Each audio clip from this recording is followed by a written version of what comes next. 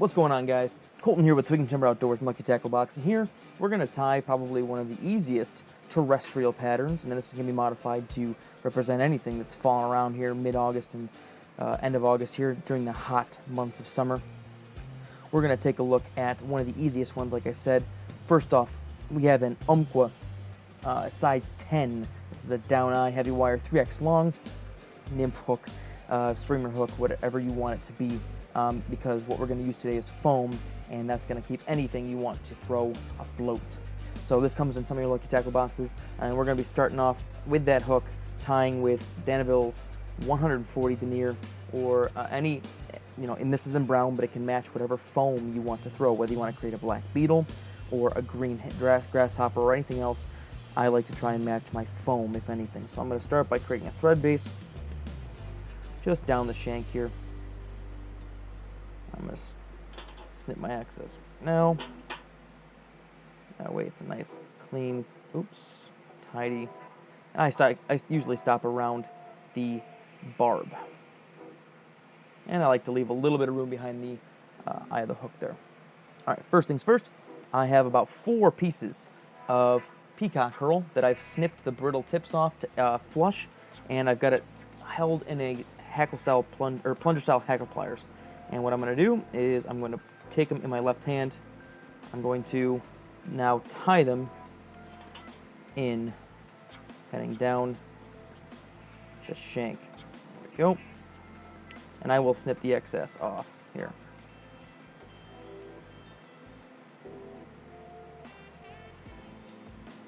And what I'm going to do, I'll go back to where my thread base stopped.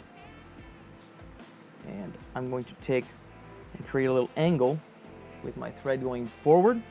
I'm going to work this peacock herl forward on top of this thread. It helps create a nice even body. And the peacock herl is going to add a nice little natural flare, if you will, because oftentimes when we're fishing terrestrials, we need to make sure that the fish see the plop and are interested. All right, so I'm going to take this, I'm going to capture our herl,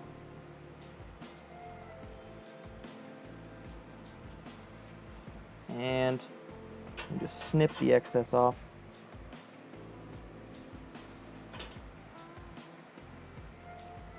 Kind of tidy up here. Super tidy, it's not a big deal, but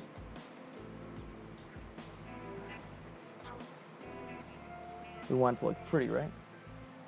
All right, so got our peacock herl underbody.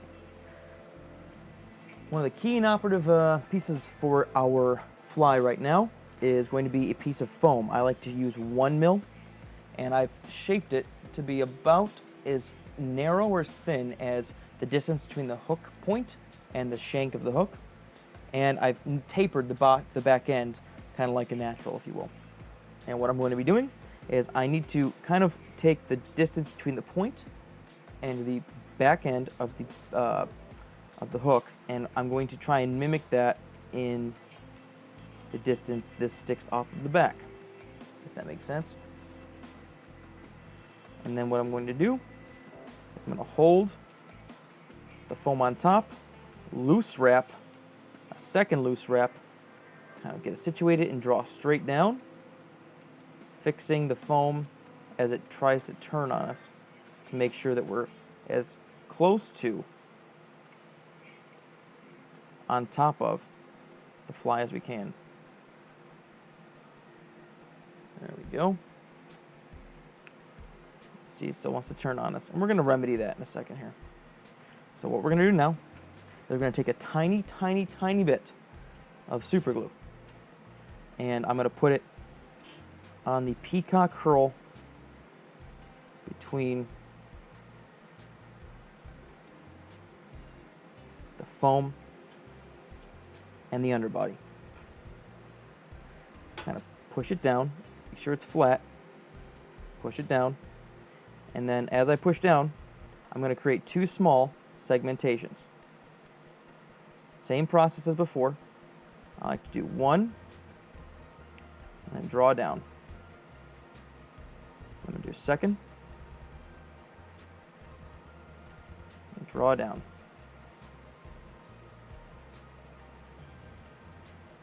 Like that. Now, if you notice, we created like little diagonal cuts. We're going to go opposite to kind of X through. And we're going to go X one more time. And then I like to try and retrace my steps back to this middle segment right there. Now, time for our wing. I usually like to tie this with some action, believe it or not, the stuffing for a teddy bear or whatever. But instead today we're going to be using some elk hair. Why? Because a lot of people like to see people tie with hair. I don't see why. It's usually more trouble than it needs to be. But it's okay. So I've pre-stacked a nice clump of elk hair. Now I'm going to measure how far I need it, because I need it to be about the same length, if not a little bit shy, of our tail. I'm going to now snip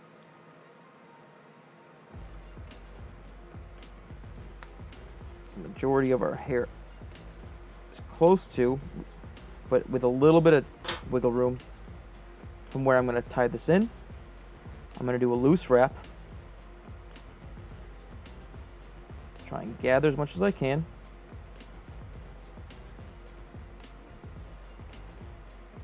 And with making sure that it's not going to curl as I draw it down.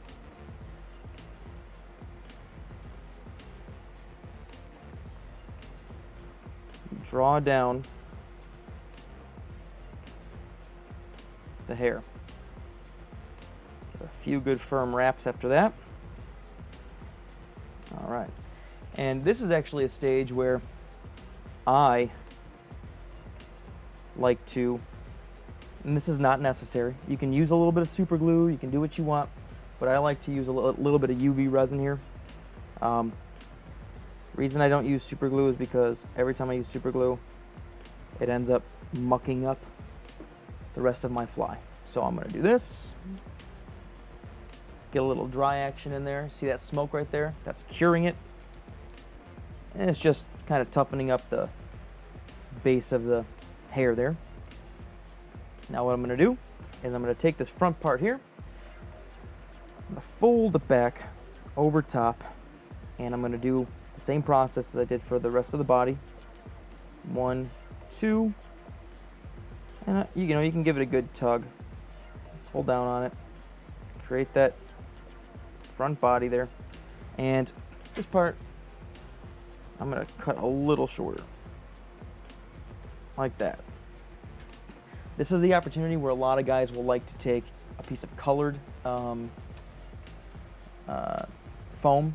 and add an indicator there, and that's okay, but I fish small enough streams where I don't need an indicator to be able to see it. And ideally also, I don't know if you can see this, but this isn't the perfect tie. Right about here, like I was telling you, I was trying to avoid this wing coming over on the side. It's not going to be a big deal when you fish it because you can see the profile is pretty good, but just the perfectionist in me is not overly happy with that, but that's okay for today. Now we're going to add some legs.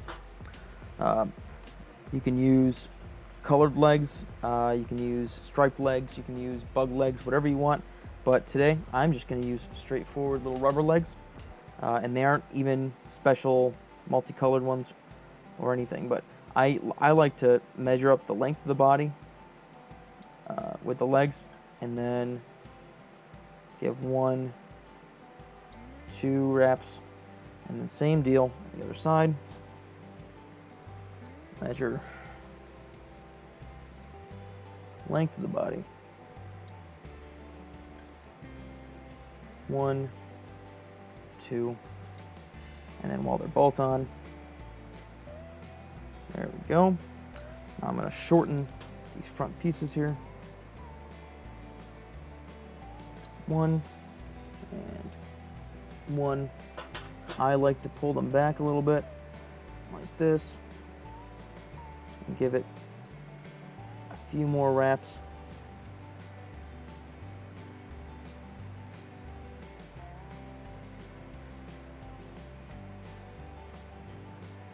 And after you've done that, work your thread forward. I personally like to use some larger hackle pliers now, or you can use just your fingers, but for me it makes it easier. Pull these legs back and just do a little squeeze for a second so we can do a whip finish.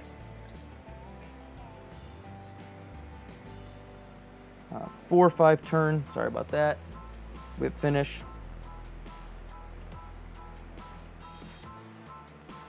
Will do. And all that I'm going to do now is add a little bit of resin or head cement to the front, the underside where the wraps are, and that's your fly. Hopefully you guys liked the video. If you did, give it a thumbs up, subscribe to the channel, check out the other videos in the playlist, and until next time guys, catch you guys on the flip side. Tight lines, and we're out.